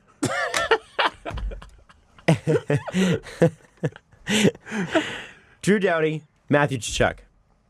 He talked about Matthew Tkachuk, and then he talked about Brent Burns, and then the Kings are going to finish last place in the West. Sorry. Yes. They very obviously don't like each other. No. And they're very obviously they had the back and forth. And before the game, we saw the quote from Drew Doughty: "Nobody respects this guy." And Matthew Tkachuk was himself. And it's interesting because Drew Doughty can be a real SOB to play against, but I think he's been out SOB'd. Oh my God, yeah. Like it's like if somebody got under Brad Marchand's skin. Interesting. No. See, Marchand. Like, is that even possible? I think there's certain guys who are able to detach and go, I'm just not going to let you, but I'm going to piss you off. Yeah, Marchand has these moments of, I would just say, complete lapses in judgment. Doughty is too much of a red mist guy to be a good troll. Because Matthew Tkachuk, Sean Avery taught the league a lesson a few years ago when he decided, as the story goes, he's got this feud with Dion Phaneuf. Reporters are basically done. Avery calls them over and then makes his famous, sloppy seconds quote. And he's not allowed to play in the game. I think he got suspended, which is the NHL doing a favor. I'm sure some very bad things would have happened to him that night. The lesson learned is don't go on the offensive. Trolls, let the results come to them. Gotcha. Like, Tkachuk didn't even have to do anything. When was the last time the Kings and Flames played? No, there's a couple extra pushes here and there. And it was interesting that it came out before the game. And then during the game, Tkachuk kind of gives Doughty a shot. Doughty two-hands him. Doughty's in the box. Hilarious. That's how trolls win. That's how they win. And listen, you can call him a rat. You call him whatever you want. He's one of the top point getters in the league. He's on the first place Calgary Flames. He wins. Well, now, LA did win the game. Oh, wow. They scored 3 goals in 1 game. Can you believe that for Los Angeles? That's a lot for them. Yeah, especially with Ilya Kovalchuk sitting on the bench, not playing at all. Really? Yeah, he didn't make the road trip. Oh. Yeah, and it was interesting. There, I saw some quotes this week, and I don't have them in front of me, but it seems like he's like, ever since Willie Desjardins showed up, now I'm not sure if this is a verified quote, so if it's not, I'm wrong, but I saw something to the effect of, when Willie showed up, I basically didn't have a chance. Dude, listen, again, no disrespect to the man, but who are you? Who are you? Like, with the Oilers, it's a different situation. Ken Hitchcock comes in and goes, all you bums have achieved dick all, and I'm Ken Hitchcock. With the Kings, you actually have a team that's relatively accomplished, that's, older and down on their luck. And then you bring in Willie Desjardins, who, what? And he took the last place Canucks to last place here. Do you want me to read the quote? Yeah, It's from the Athletics' Lisa Dillman on last Friday. It's Kovalchuk told her, it's horrible. That's the worst. Good But start. Desjardins didn't play young guys. He plays 7D. That's his new strategy. What can you do? That's his decision, and he's the head coach. 10 more games. What else can we do? Just practice hard and show the young kids that the thing can happen to anybody. You just have to keep going. And then here's the I don't have a chance quote. It says, still, we were winning games. We were right there. Kovalchuk, who had 14 goals and 17 assists through 60 games. After Willie came here, I don't have a chance. I play 5-6 minutes a game. A few games I play with Kopi. Well, we did well.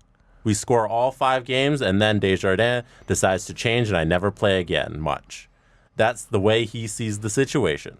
Like I said, he's the head coach, and he's responsible for a result. So the English a little poor there, but you get the point. It's funny that Russian hockey players have been crapped on in North America for so long. I guess because hockey's this stoic sport and everything stays in the locker room. But man, with Russian players, there's never any confusion, is there?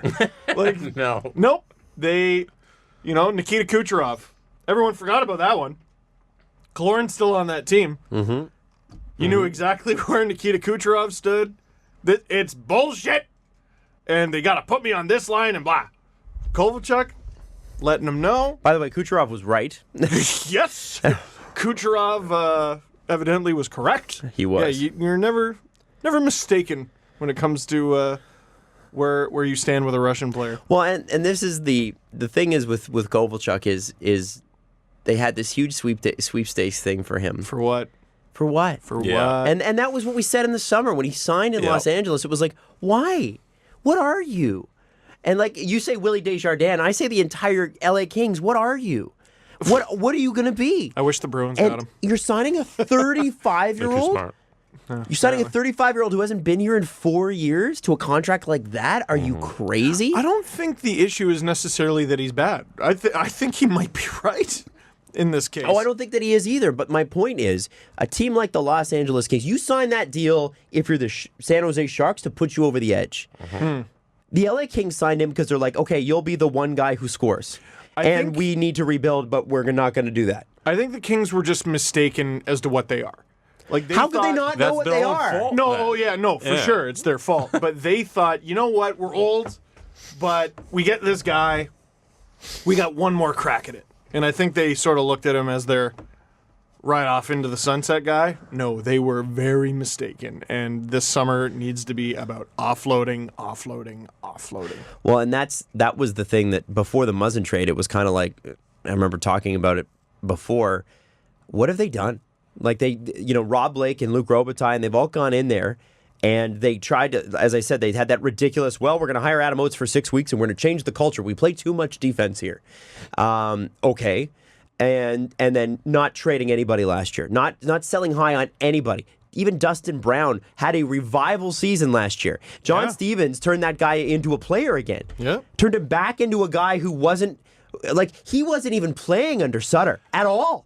And so you've got this player that Stevens has finally revived some sort of energy in this guy, and wow, he's a comparable NHL player again. He's okay. His contract's still too much, but so what? Yeah. And they didn't sell it all.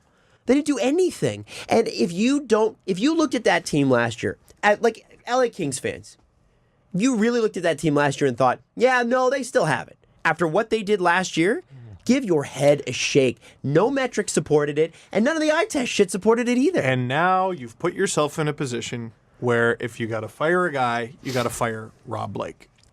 The LA Kings got to fire Rob Blake. Or Rob Blake's got to make a move. Or do Rob Blake's something, got to Rob. make a move. But sorry, shuffling Tanner Pearson for Carl Hagelin. Yeah, that really was a deck chairs move. I don't know. I don't mind the Muzzin trade for them. I thought it was great. No, I think they did well. You need Carl to do that. Grundstrom had those 2 goals. He needs to do that 6 times, though. Mm-hmm. But you hire... It's different having Shanahan with the Leafs because he's the president and also there's no history there. You know? He didn't play for the Leafs, you mean? Yeah, when he joined the Leafs, I was like, oh, this is strange. Because I don't associate you with the Leafs at all, other than video games, because I used to always trade for him. Sure. He was a great video game player. He was. He was. Big and tough and... Yeah, not in real life. No, not a big tough guy in real life who scored, 600 goals or something? He was okay. Yeah, but there was nothing at stake there. Like when the Avalanche, for example, bring in Patrick Waugh, all of a sudden you put yourself in a position, if it works out, it's great. But there's going to come a time where the guy you got to fire is, it's Patrick Waugh? It's not just the coach. Every team's fire coaches. It's not even a task. Ooh, you got to fire Patrick Waugh. It's a tough one. Why is Jeff Carter still on the Kings? They can't offload that deal. Where should he go? Anywhere. Well, he can still score, can he? Can you look up his numbers?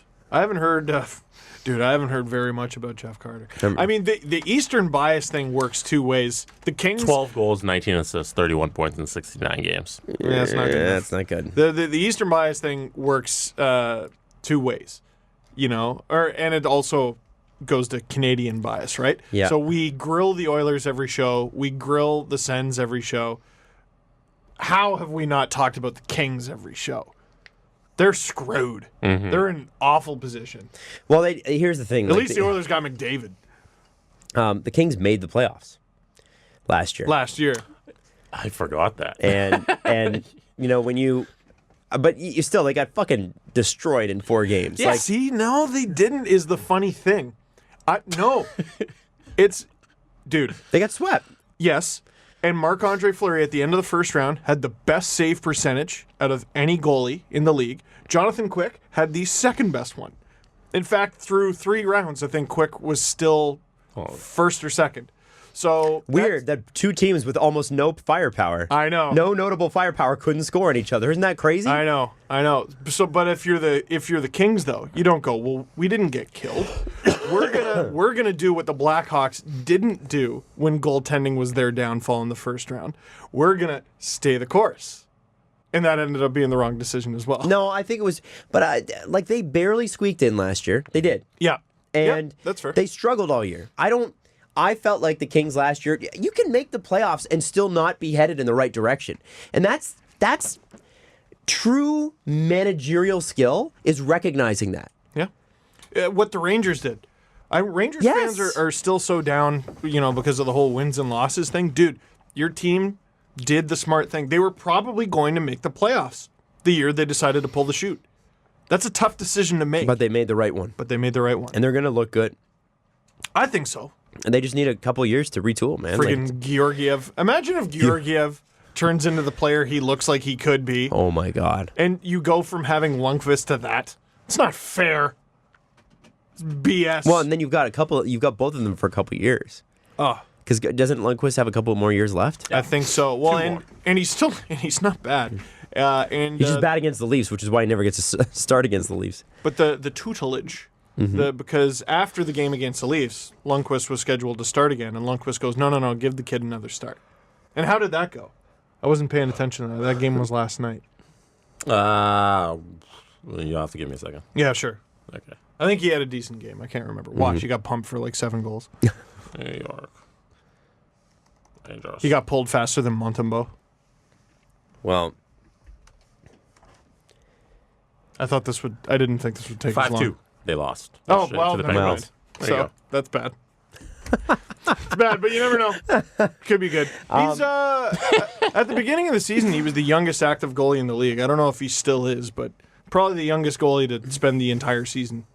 No, he still hasn't played the entire season. Most of the season in the NHL. I don't know, Steve. He had a brief stint in the A. That 861 versus the Penguins might be the downfall for his career. It might be.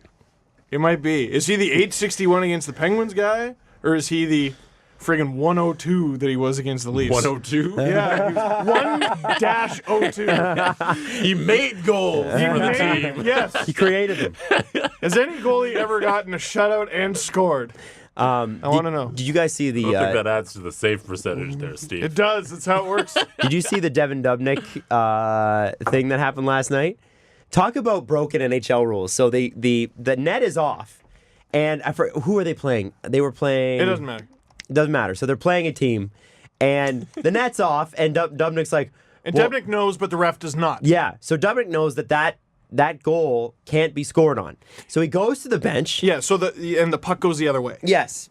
And yells at one of his players to get on, and they're like, no. And then one of his players finally listens to him, gets on, and then Dubnyk goes back to his net, and instead of them being up a man, they were up 2, and that meant too many men on the ice. It was versus Nashville. It was versus Nashville. And that was I think the net was, PK Subban was on a rush or something like that, and he knocked it off. So anything that Nashville would have done, if they'd gotten control of the puck and scored, first off, if Nashville had controlled the puck, Nashville controls the puck here, the ice, it wouldn't have been blown dead. But if Nashville scores here, it wouldn't have counted. Now, to me, it seems a little strange to play a game where only one team can score.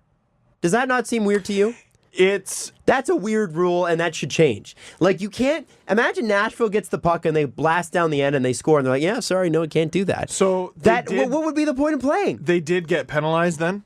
Minnesota did because it was too many men on the ice, not for Dubnyk doing the smart thing. Dubnyk did the right thing. So Wait, how did they get too many men? Because a Dubnyk Minnesota went Wild back. player. Yeah, he came out, but Dubnyk went to the bench. Yeah, but Dubnyk went back. He didn't see the player jump on because he turned around. They're like, go back. And he's like, no, listen to me. And they didn't listen to him. So he's like, fine, fuck off. And then he goes back to his net and somebody goes on. And so what was the final outcome of that game? They lost 1-0. They lost 1-0. Yeah. So, he's lucky he didn't get scored on there. Because, okay, I'm calling it right here. This is going to be, I don't think anyone's ever done this, the 3rd consecutive week Devan Dubnyk ends up in Steve's Dangets on the YouTube channel. No one, I don't think, has ever this season gone 3 consecutive weeks being in there. He's been given the puck up brutally a couple times. Can't remember what he did last week. And then this. That's some Roger Nielsen stuff. Yeah. I don't know, part of me, I don't know, it's growing on me. I like the cheek. Listen, he's great. But my question is, as an NHL hockey game, how, as the NHL, can you allow for a hockey game to be played with no penalty called? Remember, Nashville gains control of the puck. The play continues. Yeah. There's no blowing it dead. So, which should happen. Yeah. What should happen is Minnesota should be able to go back down the ice, and if Nashville gains control, then they go, okay, we're whistling it, and we're getting the net, and we're fixing the net. Because but if the ref doesn't see it, how are they supposed to see it? Well, then how can they call it? How can you play a hockey game where one team objectively cannot score? But that's not a hockey game. But they don't know that. They don't know that. Yeah. This is the only person on the ice who knows what's going on is Devan Dubnyk. Yeah. Now, if you think his teammates didn't know what was going on. That's why it broke down. And if you think this will never happen again, it happened 2 weeks ago with Georgiev and the Rangers, and he pulled it off. He did the same thing. Did he? Yeah. Well, it's not like it's like we know that the net's off and everything, but the rest don't know that. So then, yeah. Why do we have 4 of them? Because they're not. Because they're looking at all the assassins with sticks doing They were stuff. all down there when PK knocked the net off. Know that the net is off. They didn't see it. There has to be no. It listen, wasn't like you can't. It play, wasn't like thrown down the ice. But guys, you can't. You're saying refs should never miss anything. Or the goalie should be incumbent on the goalie to say, hey, the net is off. Change the rule.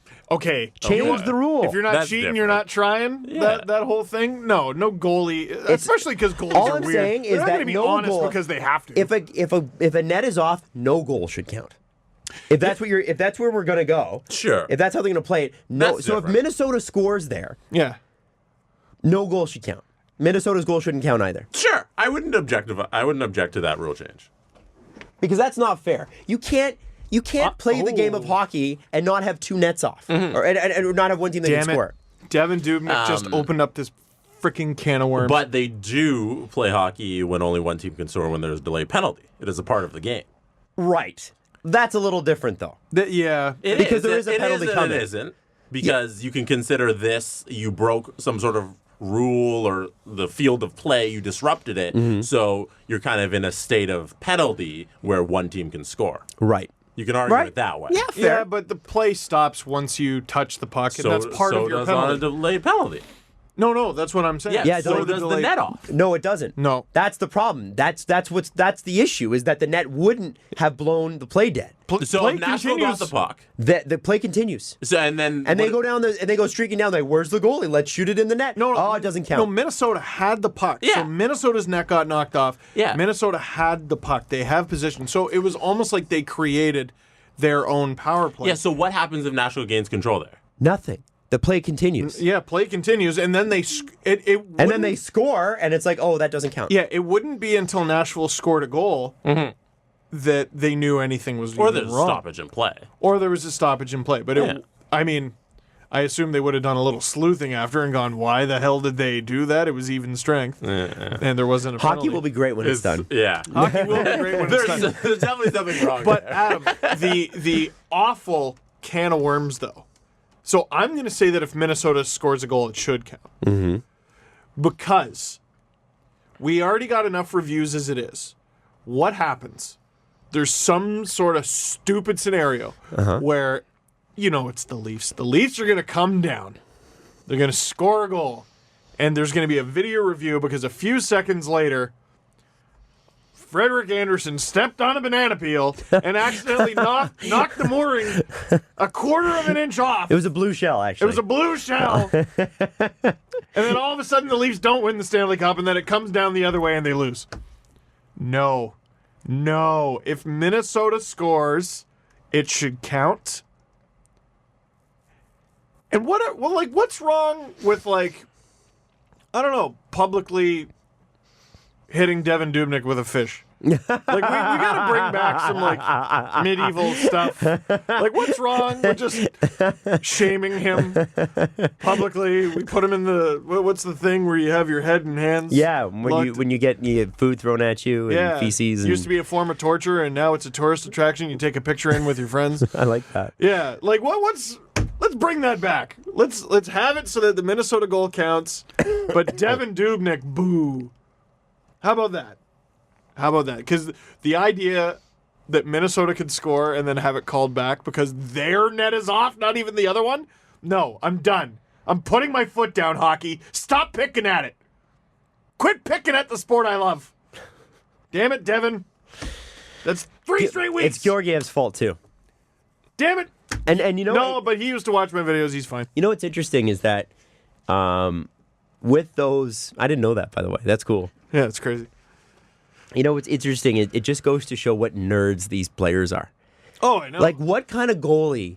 Like, you first off, you got to be in the game to know that. And the balls. What a weird thing to be able to recognize that. I bet 2% of the league even knew that was a thing. But once it gets around, now everybody knows, right? Or like you can think about, I'm going to do this if this situation ever arises. Yeah, and then what it would be arises. the chances? Yeah. Yeah. And then you leave your net in front of a stadium of like 18,000 people. And your own teammates are like, what the hell are you doing, you friggin' idiot? With the playoffs on the line in a one-goal game! He was right, though. Sorta. Also, He was right. A pillory is the thing you're looking for. The thing you put. Oh! Yeah. Not to be confused with stocks, that many people call it, but that's for like your feet and ankles. Oh, a pillory. Pillory. I No, don't know so if it's I'm called saying- pillory, Yeah. not a pillory. Oh. You're saying a pillory. I assume it's a pillory. It's like a thingy. Never thought. I didn't think the show was coming here. It's medieval times. Medieval They're times. weird people. Medieval, and by that They I all mean smelled. like in relatively recent memory. Yes. Yes. Yes. It's humans. It's so funny when you We're read about it working in on history class, and it's like, oh, yeah, that's crazy. Man, we were such savages 150 years ago. Yeah. Like, it wasn't that long. It's like, yeah, you have pictures of relatives who were alive back then. Our great-grandparents could have gone to a public execution. 1276. The pillory. Yeah, is a device. Blah, blah, blah, blah, blah. Wikipedia. There's very, very early in my book, there's a story I told. Some of my ancestors were arrested in Italy because there was just a revolt in their town, and they decided, you know what, we're going to burn this building down. Oh, wow. Yeah. Really? Yeah. Damn. Great-grandparents. That was in a year that started with a 19. Hey, Jesus, that's dark. how is the whole situation with the rollout going? I think people want to know. Amazon's just driving me up a wall, man. They're driving me nuts because I think they sent out another email today that's like, oh, yeah, you might get your book by like May 23rd or something like that. It's just their algorithm. Amazon's such a It's such a enormous big thing. company, right? And I'm getting questions about like the customer service, and I'm just drowning. Like, I don't know what to do. But no, I know for a fact the books were sent out this week. So if Amazon doesn't have them in their possession currently, they're about to. I got good news on the audiobook. What was that? I can't say. Can't say specifically. I got an email yesterday, and I enjoyed it. Indigo Chapters, their website previously said out of stock, and now it says ships in 1 to 2 weeks. Great. So the books exist. And go to ecwpress.com because I know they have the book. Right. So Or your local store. Take a saunter down to your local store. yeah, go to your local store. See. Oh, and Costco. Costco, if you have a membership, has tons of copies. Tons. Mm-hmm. An embarrassment of copies. So many copies, you won't believe. I guess your audience isn't at. That's the only place it's not sold out, right?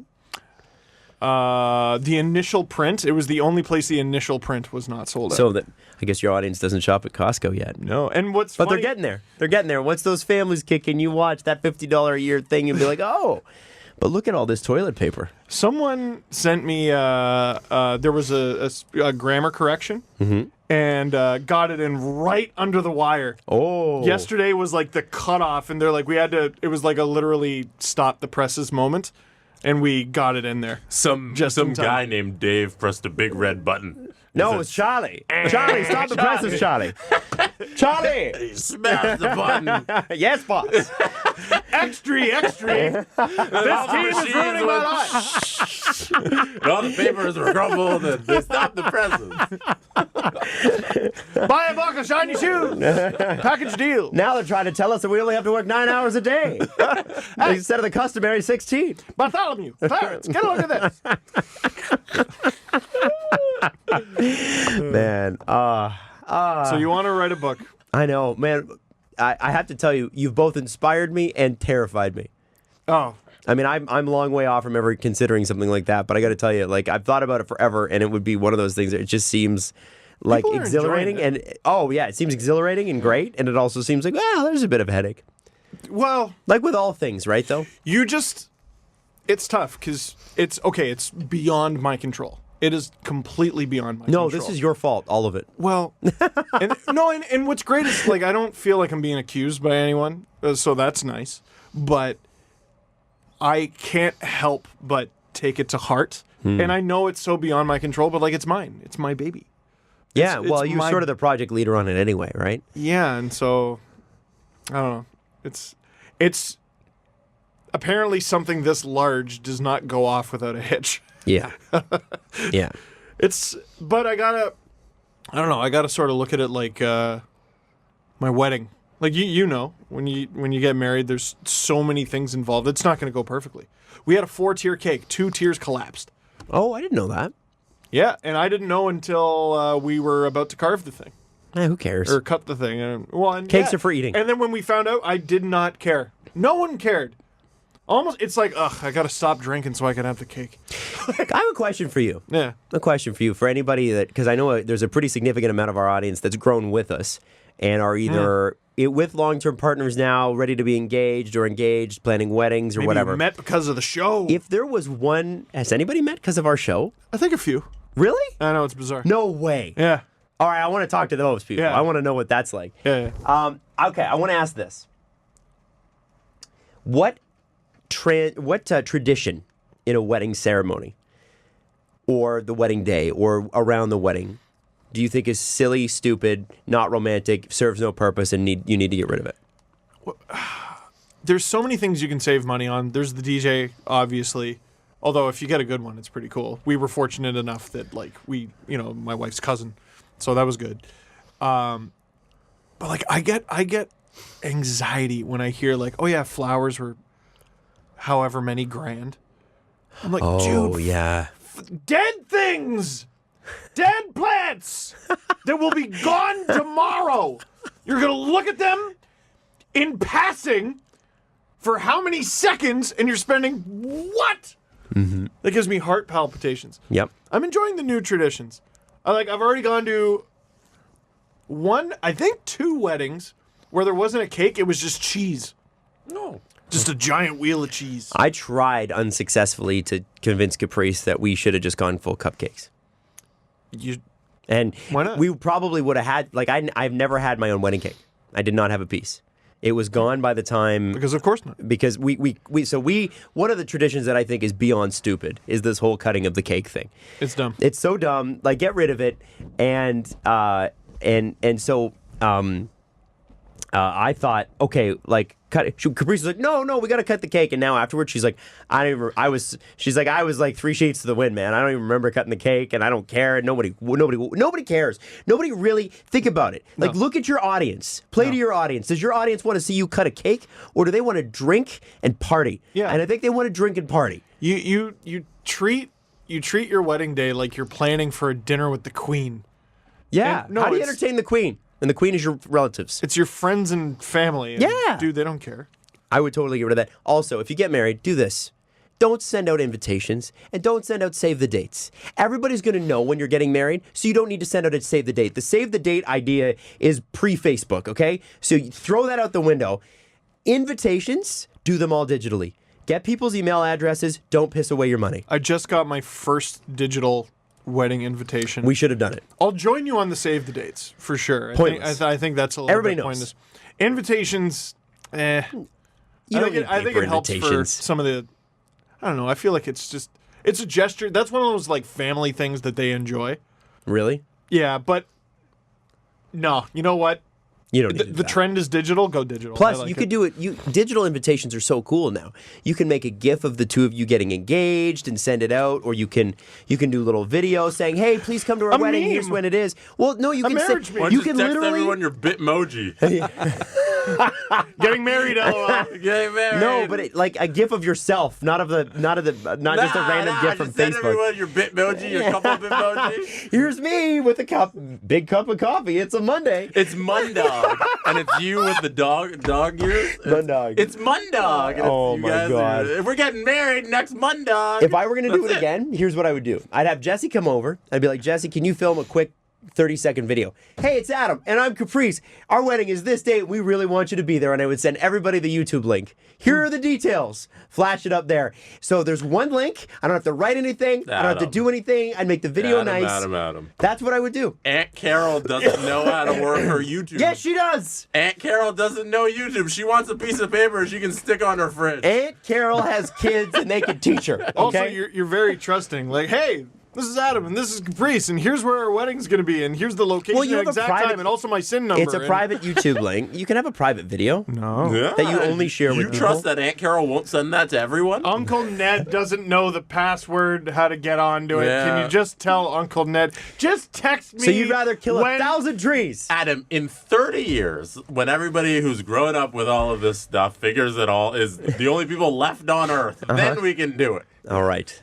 Adam, in a perfect word, you could just walk up to everyone and be like, hey, here's when my wedding is, and they'll remember it. No problem. They'll write it down. Or just text me. A couple people were like, hey, when's your wedding again? And we're like, oh, okay. Yeah, text me. Here it is. My 90-year-old grandfather was at the wedding.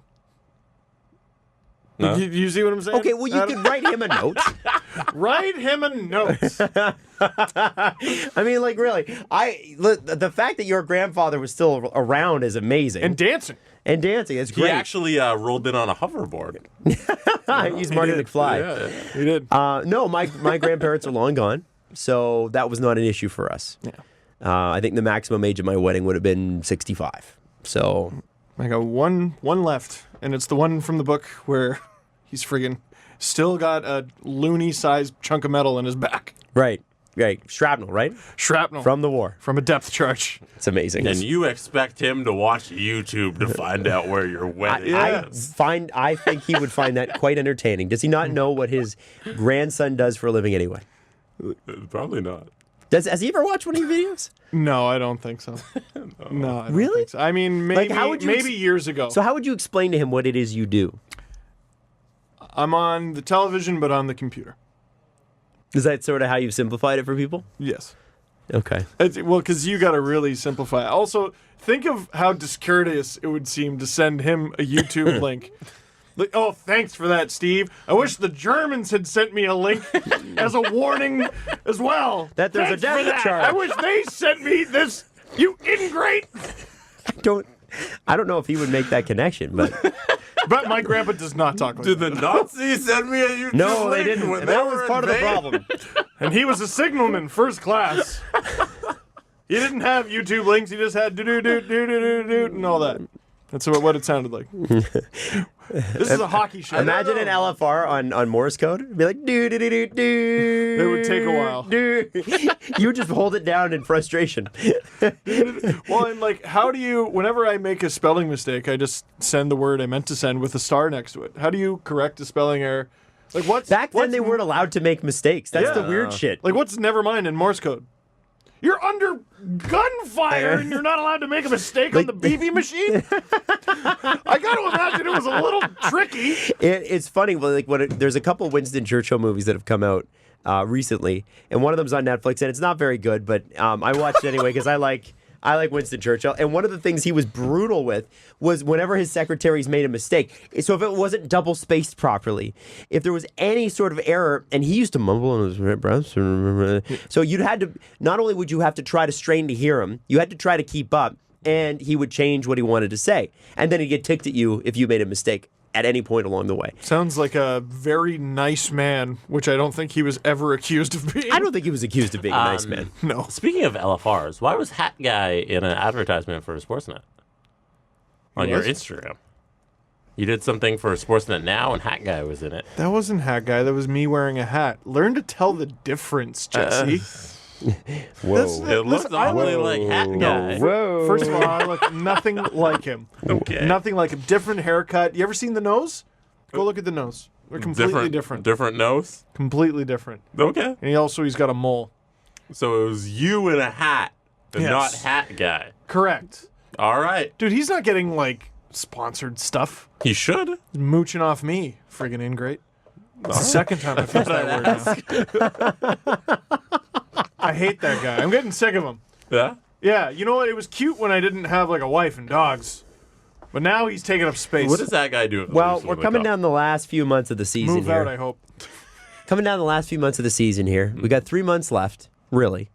And it's going to be a lot of fun, but the playoffs are always a bit of a slog. And so Steve gets a little short with Hat Guy because it's a lot. There's a lot. And by the time July 1st goes, and then, Hat Guy goes off to wherever he goes for vacation, he's gone for 2.5 months. Yeah, Hat World. Yeah. Goes down to Brib's World. Lids World. Lids World. Yeah, with all the other hat guys. Yeah. Like Charizard. He goes to the Hat Guy farm. You drop him off for the summer. And he just goes out there and spits fire for a summer. And then he flies around with all his Hat Guy friends. And then Steve, when Steve needs saving, sometime around mid-September and training camp starts, he shows up. Yeah, Hat Guy comes back for the movie. Yeah, that's right. Yeah, there he is. So, anyway. So I think this is a point of the season where Steve starts to get tired of him. By the time July 1st rolls around, it's like, okay. Get out of my house. Yeah, get out of my house. Patience, and he's not coming on the book tour. No way. Hey, you're going to be in Ottawa this Friday, right?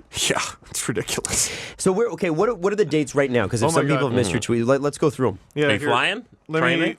Driving? I'm driving the whole thing by my lonesome. Not bringing SL? No, she can't go. Tell her to take off work. She has a job, Who Jesse. needs money? It's such a bummer. I wanted to go to Vancouver with her. So I'm probably going to do Vancouver for the draft, but apparently she's a teacher and she's got to teach. Is the draft in Vancouver this year? Stupid excuse. Yeah. Okay. So this Thursday, March 28th at 7 p.m. at the Toronto Eaton Centre. I'm going to be there. Friday, March 29th. That's this Friday, 4 p.m. Chapters Rideau in Oshawa. I'm going to be there. Did I say the time? That was an issue last show. Yes. 4 p.m. Saturday, March 30th. That's this Saturday. 2 p.m. Chapters Vega. That's in Mississauga. I'm going to be there. Sunday, March 31st, 2 p.m. Coles Penn Center in St. Catharines. I'm going to be there. Then I rest.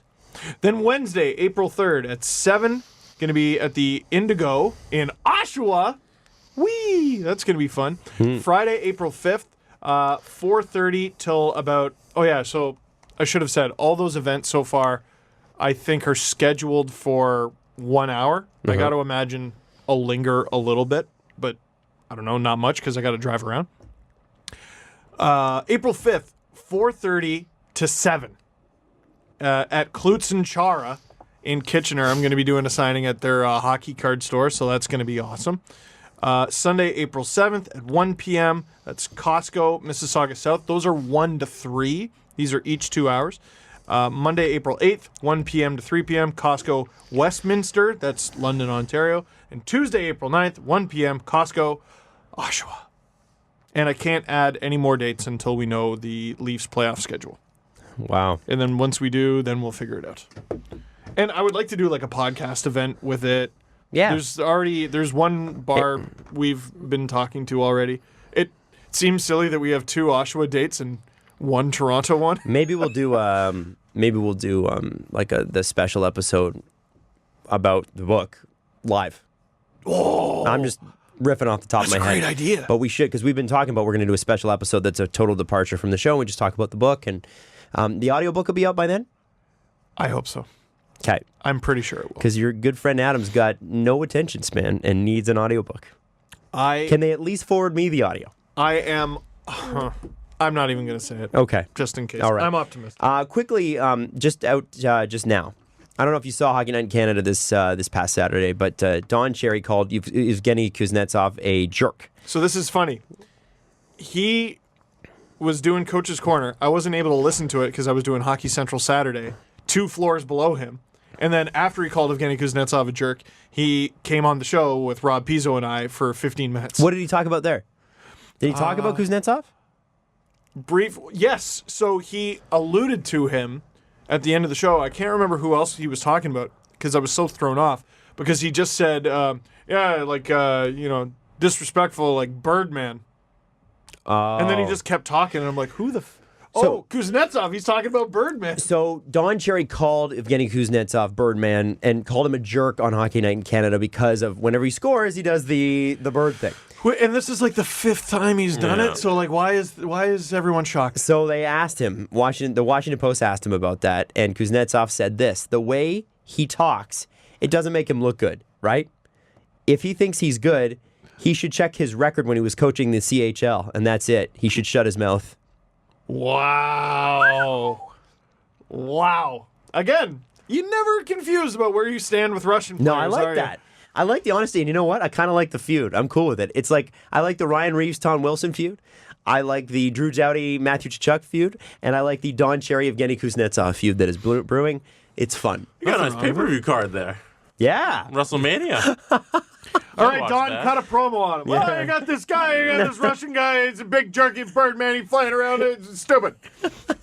Don Cherry's finishing move is making you eat that salmon sandwich that he always eats. Oh, my God. You'd be toast. Everybody would die. What? Somebody on the show's got to eat it. Have you No. still got that Oh, bet? no. No, What we was the have bet? the bet. I already ate the pepper. No, we have the bet. What's Wait, the what's bet? the bet? Last guy to score Oh, a goal. a goal in in the the charity hockey games. Easter Seals hockey tournament. Wait, Oh, what's man, it I'm so specifically? scoring next year. It's not even... Last guy to score a goal has to eat the damn sandwich. There's a video on YouTube of this bet. I put it up man. specifically so you guys couldn't back down. I am not passing that effing puck ever. Ever. I'm not I'm gonna go on getting my your damn goal. That's so Gee. gross. He needs to, like, to make that properly, you need to, like, mix salmon and mayonnaise and then bake it in the sun and, wear it in your armpits and then you can eat it or something. It was ridiculous. There was a thing, I think it was from Hey Arnold. It was, excuse me, young man, I forgot my teeth. Could you chew these for me? That's what that sandwich reminds me of. Yeah, exactly. Anyway, so Steve's gonna have fun eating that sandwich. Yeah, I think he is. Whoa, Oh. hey, whoa. Whoa, Hey, Jesse. oh. We both had penalty shots and missed. Hey, Damn it. Okay, so let's do the press conference, shall we? I think about it every day. The Presser. SDP. The Steve Dangle Press Conference. we are going to start off with a little trivia. It is Ty Domi trivia. Interesting. In the 1989-1990 season, Ty Domi made his NHL debut. This is from In Real Life Friends, no old account. Okay. He played 2 NHL games. This is Ty Domi's NHL debut. Yes, he made his NHL debut. 2 NHL games. How many penalty minutes did he get in those 2 NHL games? I think I know the answer. 10. 10? Yeah. 53. 42. 42 is still impressive. Do you know the breakdown? No, I don't care to look it up. Because if he got 5, 10 in a game in both of them, that's still only 30 minutes. Yeah, so it's So more there's than 12 that. more minutes. Yeah. Jesus. Anyways, Ty Domi could punch you a goal. He could. He could sure punch you a goal. There were times where he scored more than you would expect for the time on the ice that he had. Yeah. Like, I think he had a couple 15-goal seasons. You're like, yeah, wow. There was a season where he was on Lindros's wing, and I remember, ooh, dire straits. And they were great. Yeah, they were. They were good together. Domi is one of those, like, athletes who, obviously, he excelled at what he did. But, like, I think Ty Domi could have excelled in today's game. I do. Because he was such a gifted athlete. He was fast on his feet. Very fast. Yeah. And maybe improving his stick work a little bit. Yeah, he wasn't the most skilled player for sure, but I think he could have banged in a few goals. Yep. And, been one of those guys where he punches in your head only when the situation arises. Yes. Not off the face-off sort of thing. But he would have been a real SOB to play against because he was like the football player from Super Mario. Like Yes. he is just like he was an unstoppable massive muscle. Did you see Noel Achari and I think it's Mackenzie Weegar? Did you see that fight? No, I didn't. It's Pete Blackburn, because of course, summed it up perfectly. Noel Achari with the surprise I'm left-handed special. Oh, I did see that. Oh! There was hatred in that. He did not even need dinner afterwards because he got fed. Wow. That's one of the biggest feedings I've seen in years. Moving on from Winnipeg Jet great Ty Domi, the N55 wants to know, what's your favorite moment from this season? Ooh, like thus far? Yeah. Well, Said, let's turn he or she said, let's turn the negativity off Yeah. and I like talk this. about your favorite moment from this season. I'll try to think of I'll try to think of another one, but I mean, I had the pleasure of being in attendance for the Adam Wilde created John Tavares TO night. See, I got to see that live. Did you? No, You didn't even get to I see didn't your get to own watch the game. thing. Oh, yeah, you didn't even see it on TV? No, I got to see a piece of it, but I was dealing with some business stuff, so I couldn't. You need to go back and watch like the whole intro. It's magical. It was cool. To I be saw there the for that. highlights. That's not good. The enough. fact that so many people hated it felt good. Now that I look back, I'm like, yeah, I didn't like it much at the time, and then I thought, you know what? That many people had a negative reaction. Like, there's so much positivity, but then when you have that much positivity, you're going to have some negativity too. I'm just proud of that. I'm proud that there was enough Leaf fans that got what it was about. I was also there for the home opener this year, which feels like years ago. Tavares' first ovation, his first goal with the Leafs, and Matthews with the overtime winner and the fingers. Yeah, those are mine so far. It's tough, right? It's tough to remember it all in the moment. It is tough, and it's what's hard about it is that there have been so many negative things happening that we perhaps have made a little too much of. But I'll tell you the moment I felt the most relieved. Excuse me. I'm a little out of it. I would say is when when we found out that we were a couple minutes away from William Nylander being announced, and that was in the last hour of the last day that it could have possibly happened, and it was kind of like. Now, I really wish he'd come out and torn it up for the first day, but, he's tearing it up now. Well, Babcock said last night that was his best game he's seen Willie play this year. High praise. Well, it's like, William Nylander was always a very good hockey player. But I think because of the recency bias that is so evident in, those who craft narratives and those who write and that sort of thing, and those who are, quite frankly, quite lazy. Like anybody that looked at that contract and thought the Leafs didn't do well, and William didn't do well, they're nuts. And they're gone. They don't say that anymore, especially the way he's playing. There's some lingering, there's some guys that are like a guy like Todd Shapiro who is clearly trolling people, right? He is clearly trying to make you mad, and guess what? He's winning. Yep. You're letting him win. But there's a couple guys that would be, I guess, considered legitimate journalists. Who still don't seem to understand it. And I think it's just because they want to offer an alternate view. I don't think that you can actually rationally look at that contract and go, that was a bad move. I think it's only going to get better with age. Yeah, exactly. No, it's only going to get better with age. I got to look at the Leafs schedule. I want to ask you something. Yes. So, did we talk about this on the last show? If we did, I forget. Steve Simmons mentioned you in his column. I was about to bring that up next. Oh, were you? Okay, Yeah, he, our good old friend Steve Simmons, message. Do you have that, Jesse? Do you have the quote there? I do have it in front of me, and I'm going to read it momentarily. Oh, he's making us wait. He's definitely not filling for time here. Because I definitely didn't have it in front of me, but now I do. All right. Steve Simmons wrote in the Toronto Sun on his Sunday column that he publishes every Sunday, ironically. It says, "Classic. Sometimes I wonder about this country I adore. Cathal Kelly and David Schultz have written fine books, but are not found on the bestsellers list for nonfiction. But last time I checked, Steve Dangle had a book on the list. ... Steve Simmons, friend of the show, and apparently only the show. Certainly no friend of mine. Although he does follow me. Okay. Still. Probably has you on mute. I'm kidding. Maybe. Oh, the Just old joking. follow mute. Yeah. Nothing like a good old follow mute. Bar follow mute. Man. Yeah, no, I saw that little dagger from Steve Simmons, and what's funny, most circulated publication in Canada, as he will often let you know, and it took nearly 24 hours for anyone to even send me that. Listen, I'm not going to take the dig at Steve. I'm not even going to take the dig at Cathal Kelly and Dave Schultz, because I saw some people dumping on them, and I'm like, well, they didn't say anything. Yeah, there's no part in this. Cathal Kelly, I don't have an opinion on. I haven't read his work for quite some time. I didn't even know he had a book out.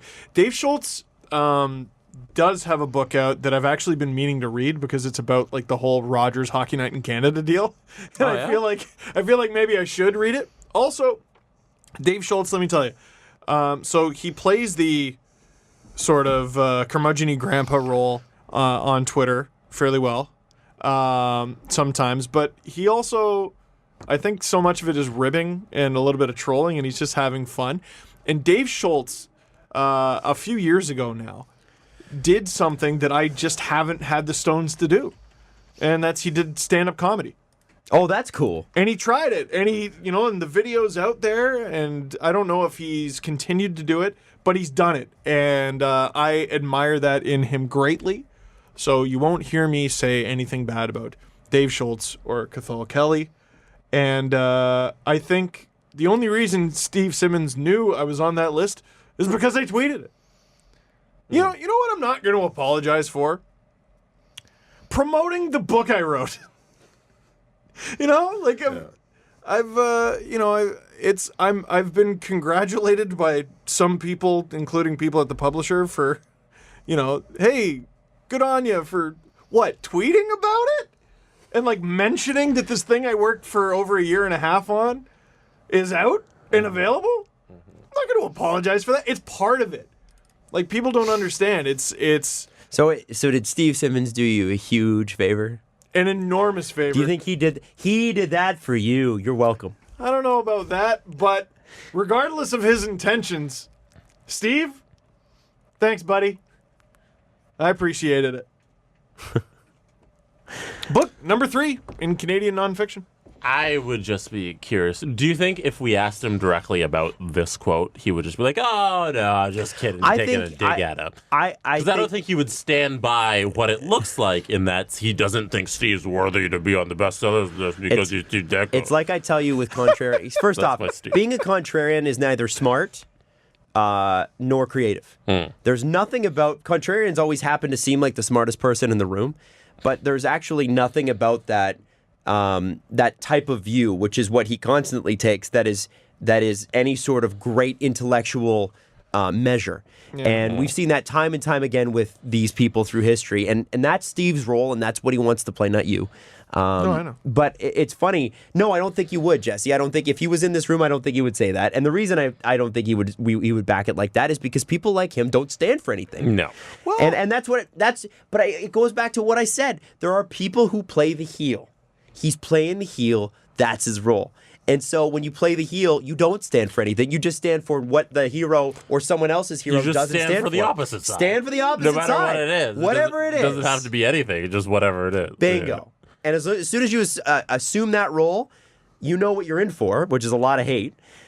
Some guys can get away with it. Some guys and girls can get away with it, where they're the hateable one, but they're also hilarious, so people love them, like Justin. Yeah. And Justin literally is a heel as a lark. He loves it. Yes. But people love him for it because he's funny. Yeah. And then there are just some people that just love controversy. They love to cause it. They love to upset people. Do you think Steve Simmons writing that didn't know that you were going to tweet about it? Because he absolutely put it in there for that reason.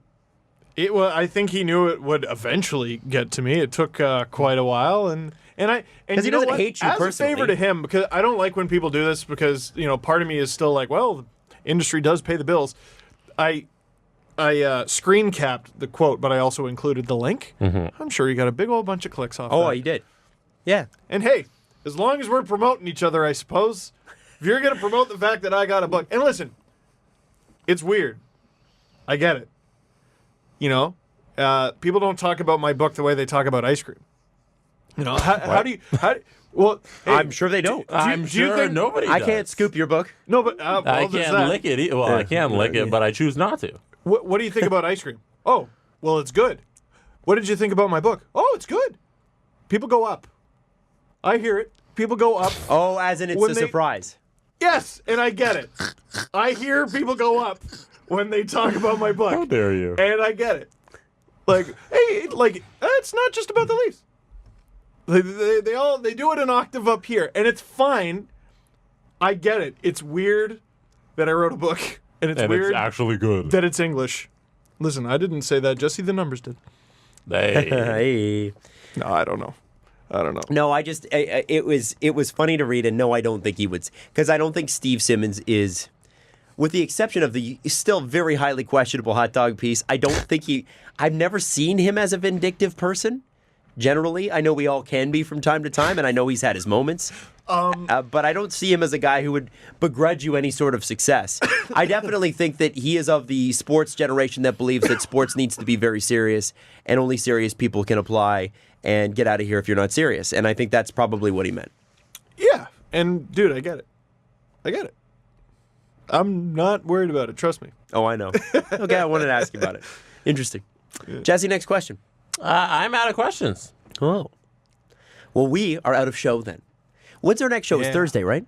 Yes. Yes, we got to do a show pretty tightly timed. Oh, boy. And then as soon as the show's done, I got to go to the Eaton Center. Yeah. You guys want to come? Yeah, I would. I probably do. No, you'll probably be in bed. It's going to be a crazy weekend for Steve. Have fun in Ottawa, my friend. Say hi to my family who are going.